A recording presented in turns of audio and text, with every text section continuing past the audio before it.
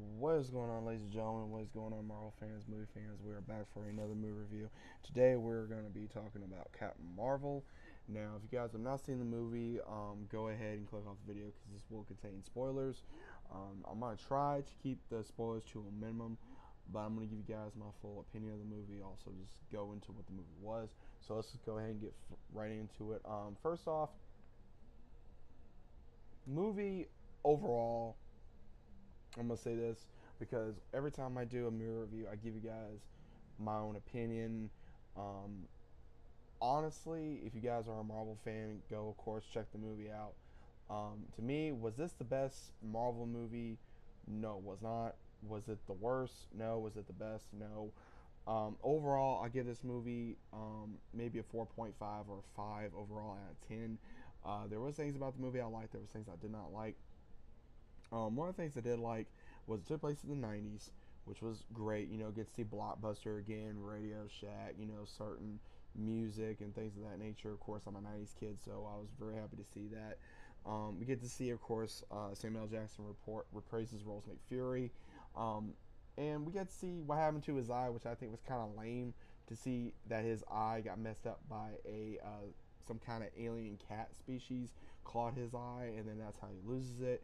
And of course, we get to see how the Avenger Initiative got started. Was of course by Carol Danvers' plane. So those spoilers at the end, but we also get to see throughout the entire movie that Carol Danvers, that she's trying to figure out who she is. She's been trained by the Kree to become a warrior species, supposedly going after the Skrulls that are a, a menace to the universe. And throughout her course of this journey with her going on Earth, she finally realizes that it's not how she thinks, that she was lied to. She does not remember who she is, where she comes from. She doesn't realize that she was a human pilot in the Air Force, and then she got into a test pilot plane with the one that is actually Kree, and that's how, of course, she gets to meet the Kree after an explosion, gets her powers, and then she gets trained. So throughout the course of the movie, we get to see her fragment of memories, trying to figure out who she is, meeting Nick Fury, meeting just everyone to find out, okay, is this what we need to do? Is this what we're really wanting? But a lot of people, including myself, throughout this movie, from ones I've seen from movie reviews, things of that nature, I really went into this movie the best way I could possible. I was trying to keep open minded. I was trying to keep away from the the stuff that goes around a movie. If you guys have already seen, there was a lot of things. Oh, this is a feminist movie. There was a lot of comments about Brie Larson, about what she said about the movie. There was a lot of just a lot of hate on the movie. First off, before even the movie dropped, first off, I'm not going to bring any of that up because to me, I'm going to judge the movie. I'm not going to judge on what people are doing outside the movie because either way, someone's going to watch the movie. They're going to love it or hate it. So I'm not going to get involved in that. I mean, do I agree with everything that was said? No. I was going to this movie hopefully that they're not going to have a lot of feminism shoved down our throats, and it was not like that. I liked how they made a lot of equalness with this. That did not make men look stupid. They did not make women look stupid. They try to go, oh, women are so powerful and men are dumb, or vice versa in any other movie. They did not do that. I personally like to see a woman kick ass, and I liked it. I think that there was a lot of parts in the movie I liked. There was a lot that I did not like. Brie Larson as a actress for this, I don't think she was as charismatic as a lot of people probably would have hoped. Um, like a lot of people, from what I've seen from different ones that I've looked up, such as just from different things that I've heard, that she could have been more charismatic for the character, because a lot of people keep comparing her and Gal Gadot. For Wonder Woman, she was a lot more charismatic. She had that accent. She was cute. She really put a lot of her personality in there. She was really for the character. And I was even doubts about that. If you guys remember, I did a review on that, and I did other reviews on other Marvel movies. Now again, I enjoyed the movie. It was okay, but it's one of those where I was just sitting there and I'm like, okay, let's just get it done, because it was one of those. I wasn't like, oh my gosh, I have to see Captain Marvel. No, it was like, okay, I'll go see it. But it there are certain movies of Marvel I've noticed that have been kind of like out of my own personal opinion, such as like, and this does rank up there. It's a mid-tier kind of Marvel movie where I have to put it with Spider-Man: Homecoming. I did not really enjoy Spider-Man: Homecoming very much. It was really like okay, let's move on. Same thing with Guardians of the Galaxy, and same thing with Ant-Man. Like those movies are not really my favorite Marvel movies, even though I will watch them. But I have to put Captain Marvel into that because I did not enjoy it like I thought I was going to. I enjoyed it to a certain terrain because there was things I was like, oh yeah, we're gonna see that space battle scene, which was cool. But we've seen that before, in Avengers. We've seen that in Thor. We've seen that in Iron Man.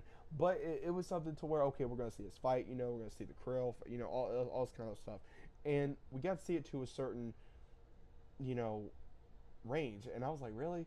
And we skipped the whole training scene. We skipped the whole. It was more of an origin story of becoming who we're going to be seeing Captain Marvel be in Avengers Endgame, which this is the very last point of the 10-year saga with Marvel that we've seen from Iron Man up till now to Avengers Endgame.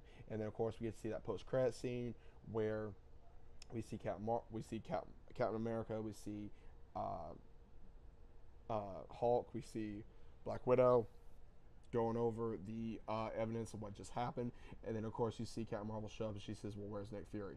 And there was a reason from what it shows that she was the last resort.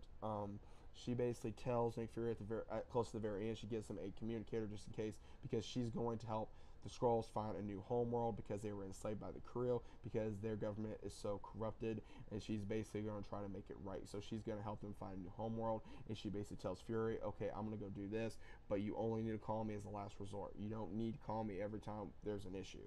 So that's why he tries to find other Avengers, and that's how he starts the Avenger Initiative, because she inspired him to do that. So we did get to see how the inspiration happened, how he admitted Shield by themselves cannot protect humanity. They need other heroes.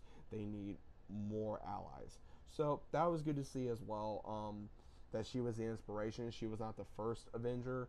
In a way, she was, and in a way, she was not, depending on how your perception of it is. I obviously there will be a sequel to this. More than likely, it's already doing well in the box office, so I can already. They're gonna say, oh, they've done so well, but obviously, guys, Captain Marvel overall is a decent film. Again, is it the best? No. Is it the worst? No. But I do recommend you go see it. There is no, do I have to watch this before Endgame? No, there is not.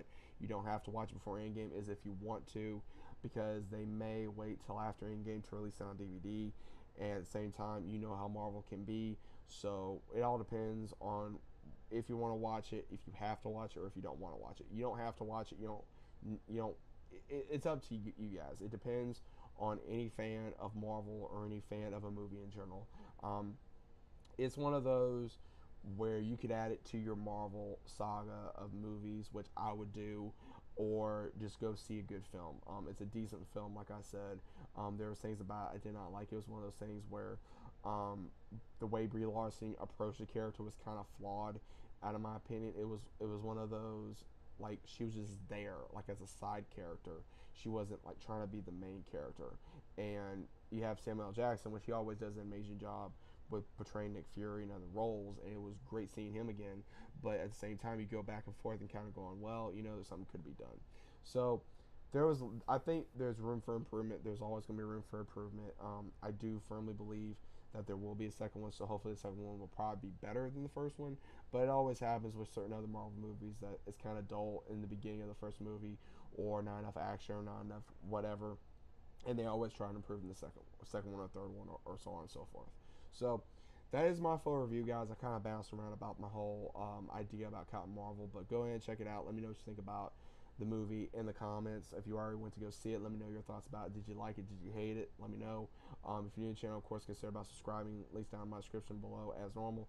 So you guys give me a follow on my social media links. Hope you guys are enjoying your weekend, and I'll be seeing you guys on the very next video. Take care.